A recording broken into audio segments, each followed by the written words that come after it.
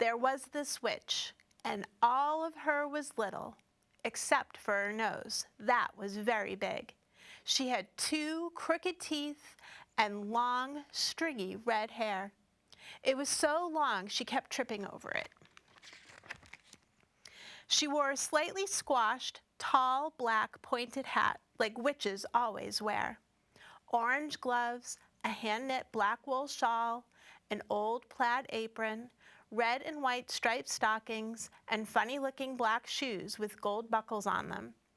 She had a good, sturdy broom and a black cat named Fred. You can see for yourself.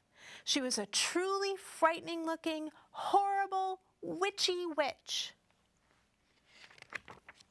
But when she tried to do things, they never worked the way they were supposed to for witches.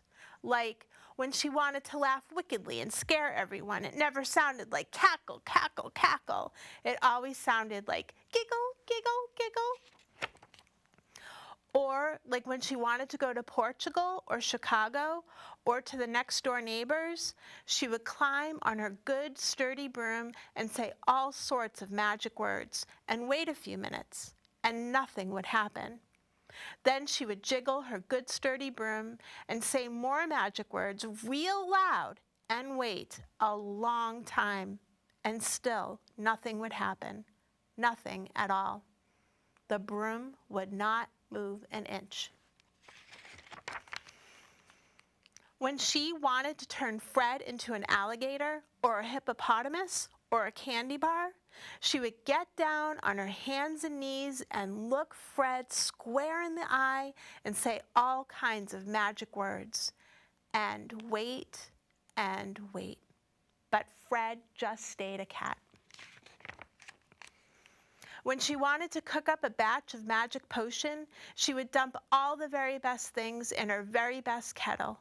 Things like sour milk, paprika, molasses, prune pits, eggshells, hair tonic, apple peelings, pickle juice, cinnamon, genuine rainwater, cough syrup, and peanut butter. And she would stir it and stir it and stir it and say all the magic words she could think of, and then she would stir it some more. It sizzled a little, but it never got smoky or bubbly or exploded like magic potions are supposed to do.